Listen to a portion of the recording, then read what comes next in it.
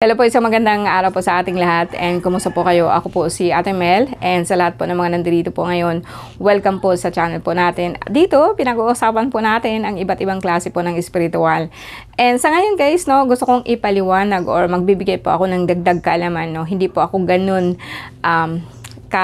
masyado pong i-explain sa inyo ang mga bagay-bagay, but ayon po sa aking kakayahan, at least po magbibigay po tayo ng sample kung ano po ba talaga ang orasyon, no? And but before that, no, let us proclaim the four names of God, which is Yad Hey Bab Hey, declaring His love, His protection to cover all of us. And sa latin po ng mga nandito po, no, makita at saka hindi makita, maraming salamat po. Gabayan po kami sa lahat po ng oras and bigyan po ng puwang ang bawat salita ko sa bawat puso ng nanonood. Maraming salamat po sa inyo. And yeah, so alam ko naman po na marami sa atin ang nakakaalam po ng tinatawag po nating Sator. And alam ko din po na naririnig ninyo yan and makikita niyo sa YouTube. Pwede din po kayong mag-research po niyan actually sa tinatawag po nating talisman. And worldwide po yan, alam po nila kung ano po ba talaga ang tinatawag. Or makikita po ninyo, magbibigay po sila ng information about po sa tinatawag po nating Sator, no? But sa akin, I would just sa experience ko po na kung ano po ba talaga ang Sator, no? So, ang Sator is ginagamit ko siya pampabuhay. Yung tinatawag po natin, halimbawa, magbubuhay po ako ng something, like bubuhayin ko po ang halaman, bubuhayin ko po ang tinatawag po natin na panangga, magbibigay po ako or may idadagdag po ako doon. So, gagamit po ako ng Sator. And, but actually, ang Sator is a five names of God, which is kung makita ninyo dyan. So, ang Sator, Aripo, Tinit, Opera, Rutas. And lahat po yan, no? Aripo. Ito yung Sator, Aripo, Tinit, Opera, Rutas, no? And then, baliktarin mo din po yan, parehas lang po, or paganyan na pagbasa, parehas lang po, and pag ganyan is pagbasa. So, kahit saan po siya. Now, so sa akin, kapag ang isang kalaban ko, no, and ito'y base po sa aking experience, no. Siguro ikaw po na nagbabasa po ng Sator, Aripo, Tinit, Opera, Rutas, and ang kalaban mo ay ako. So, pwede pong sabihin po natin na pag dumating or hilain mo po ang aking espiritu and doon po tayo mag-aaway or doon mo ako lilinlangin, no. And be cautious lang po guys kasi ang doon lagi ko sinasabi noon pa sa mga ano ko na hindi po ako gumagamit po ng kahit po anong hindi po ako gumagamit masyado po ng orasyon or Latin. But lately, talaga pong in the past few years, kung nahalata na po ninyo na hindi na po ako umiyak, palaban na po ako. So, kailangan kong lumaban, Latin versus Latin, or orasyon versus orasyon, no?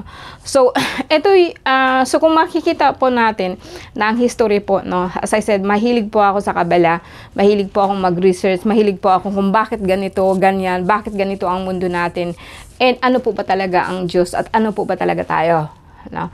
And it's contrary to our belief at paniniwala. Alam po ninyo na ako isang Katoliko, no? So, kadalasan mostly sa atin mga Filipino is Catholic. And makita ninyo na doon ipinagbabawal ang ganito, ganyan, ganito, ganyan.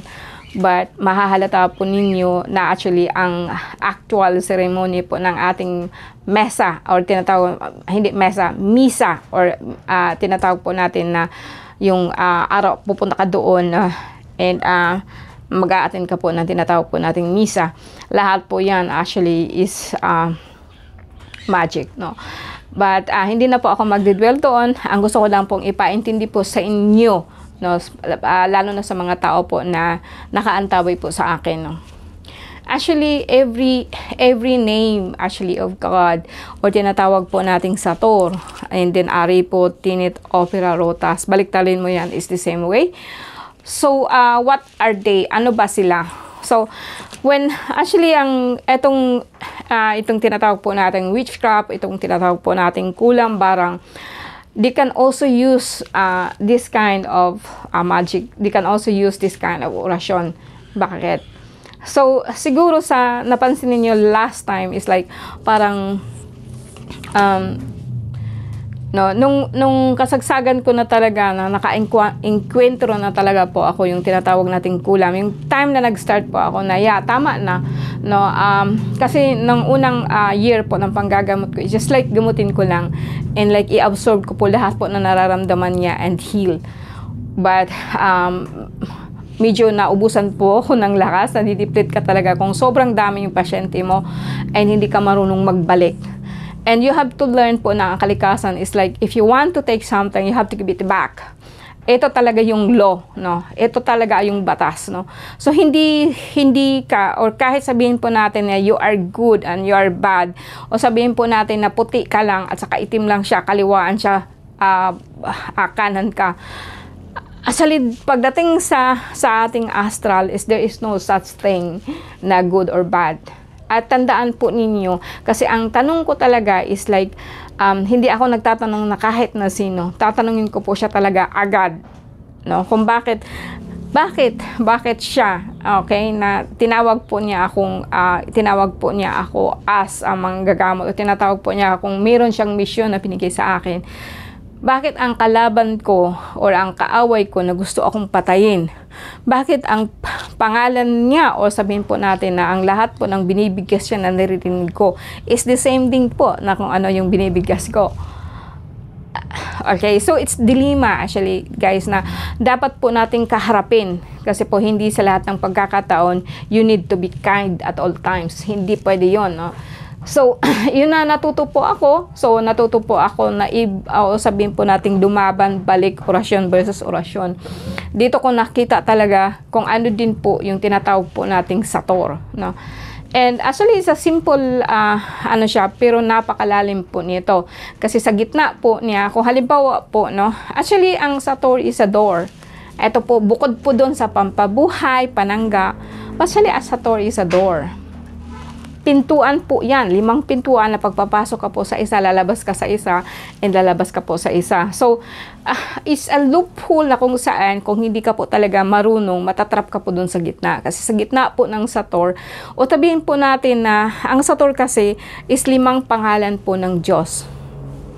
Which is actually combine siya, baliktaran, or kumbaga sa akin, kung sa coins pa, no, a right side, wala po siyang pipiliin. So, kung halimbawa po doon, kung gagamitan ka po ng sator, actually pag hilain ka, pag dating mo doon, actually mawawala siya, and then matatrap ka po doon. Kaya nandoon ka na po sa kanyang medalyon, nandoon ka na po sa kanyang bote, nandoon ka na po sa ano. Trust me guys, no, 3 kaming manggagamot, magkapatid. And ang isa po is masyadong dogmatic, yung tinatawag po natin masyado po nagsiserve sa simbahan. Ang isa naman po is neutral. And sa akin, gusto ko kasing alamin ang lahat po ng mga bagay-bagay. Bakit po siya ganito, bakit po ganyan. And now, doon ako nagtataka, doon na po ako nagtatanong kung bakit po niya hinahayaan. Or like ako po na sumusunod sa lahat po ng utos niya. And somehow, ang kapwa ko, like manggagamot, kapwa ko, is like ginagamit po niya ang pangalan niya. The same thing lang po ang kanyang kapangyarihan. So, ito yung sagot po sa lahat po ng tanong natin na kuminsan masabi natin, bakit ako, no? Yung bagang pag tinadtad ka ng mga problema, bakit ako? Bakit hindi ako makakalabas-labas sa isang sitwasyon? No, bakit nangyari sa akin to, no? Bakit siya ganyan? Bakit siya ganito? No, hindi yan masasagot kung actually mahina po ang loob mo. So, kung sabihin natin na let's say ang sator, kung gagamitin mo talaga siya po na magiging panangga mo siya, is okay. Kasi po, pag once kasi na paulit-ulit mo siyang bigkasin, sator, aripot, tinit, opera, rutas, sator, aripot, tapos baliktarin ko mo ulit, rutas, opera, tinit, aripo, sator, opera, aripo, tinit, opera, rutas, balik-balikan mo siya po. So, ang kaway mo po talaga is like, hindi na po niya alam kung nasan ka at hindi na po niya alam kung paano ka makakalabas. Paano din siya makakalabas. So, ito ang isa sa mga sikreto po ng sator kung gagamitin mo siya ng paulit-ulit. Pati meron po yan siyang loophole, no? Sa gitna po niyan, so parang sa paningin ko kasi is ganito, no? Sa vision ko is like, para kasing apat na mundo, which is left, right, and front, back, and ang pinakagitna noon is ikaw. Yan po ang nakikita ko. Now, either way, sa gitna po kasi niyan is void. Parang empty place. Kaya alam ko naman po na hindi lahat ng is nakakakita. Ang pakiramdam ko niyan is just like para siyang bolang kristal, which is void, wala po siyang laman. And kapag doon ka po sa gitna, doon ka po mag-orasyon, doon mo gustong sabihin kung ano po talaga ang mangyari. And then ang pangalan po ng Sator is umiikot po siya sa inyo kaliwa clockwise, and then paikot po siya ng so magkakaroon po siya ng bilog. Ay nasa gitna ka po. At that time po, diyan ka po humiling kung anong gusto mo. Now, ito pong tuturo ko sa inyo is just like, parang kumbaga is, you have to use your imagination at the same time. So, nandyan na po yung tinatawag ko nga po ba, pag balik-balikan mo siya, o like, Sator, Aripo, Tinit, Opera, Rutas, and then Rutas, Opera, Tinit, Aripo, Sator, Sator, Aripo, Tinit, Opera, Rutas, balik-balikin mo po siya hanggang so ang bakod mo sa yung sarili is makapal pa sa bakal na walang makakapasok sa iyo. And at that time din po, pag parang nagkalma ka na, then doon mo ulit bigkasin ang word na po na to, na kung ano ang gusto mong mangyari sa kanya.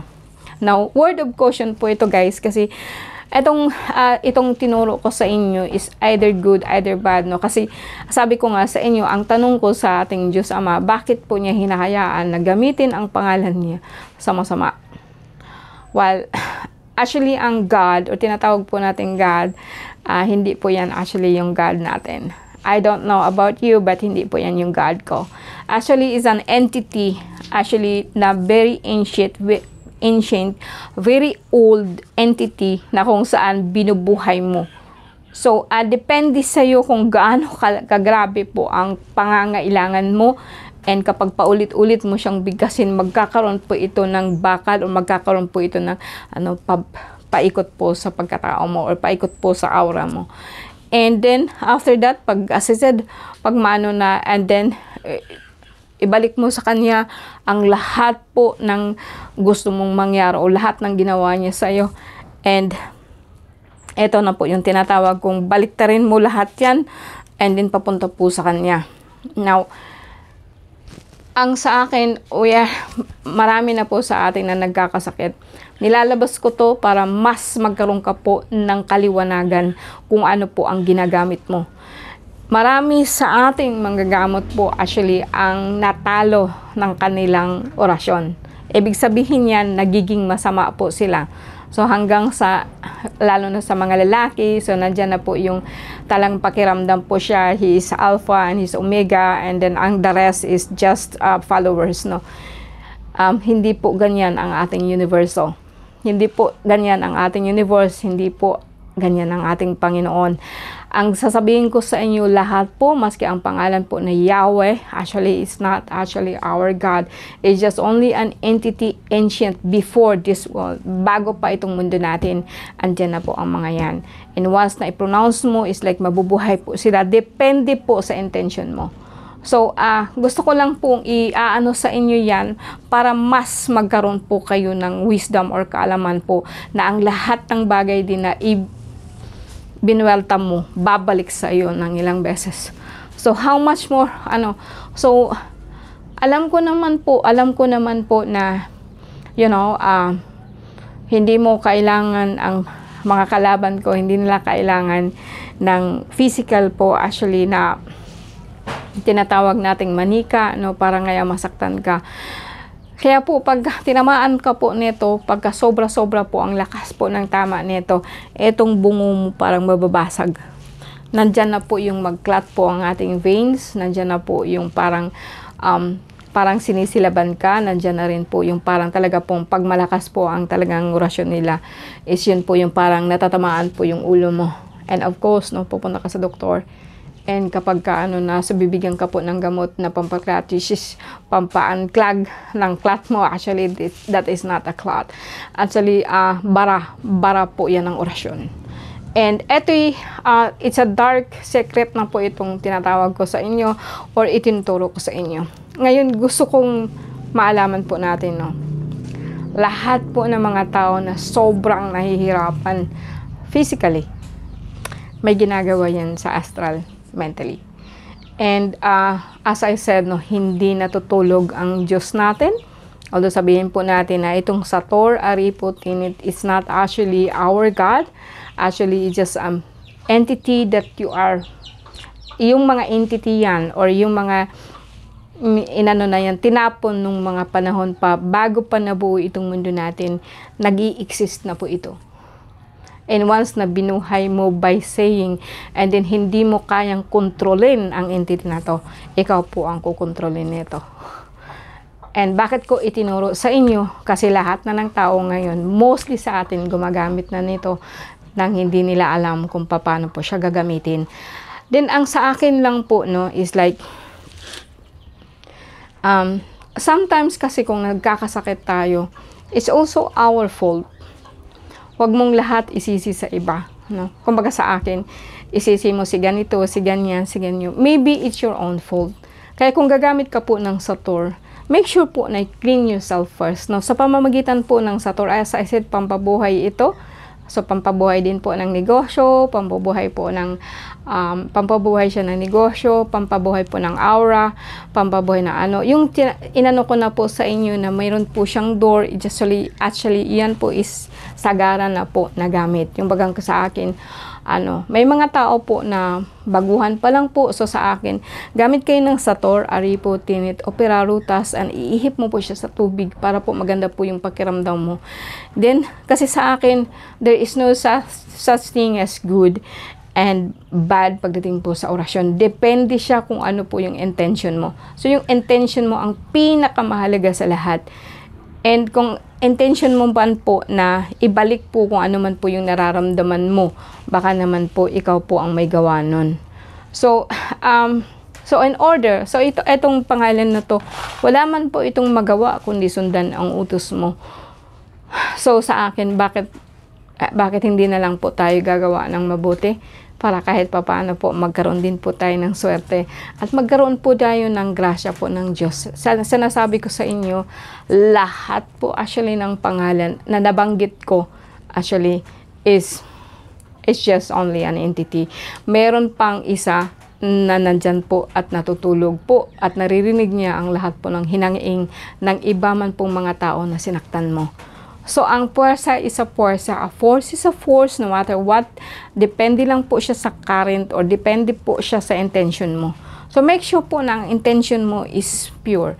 So, bago ka manakit ng iba, bakit hindi na lang po natin muna linisin ang ating puso, ang ating isipan, maybe nagkamali po kayo. So, marami tayong tatalakayin more than that. No? Siguro mas baka po kahit pa paano po na may napupulutan po kayo ng aral. Maraming salamat po and magandang araw po talaga sa inyong lahat. Thank you very much po.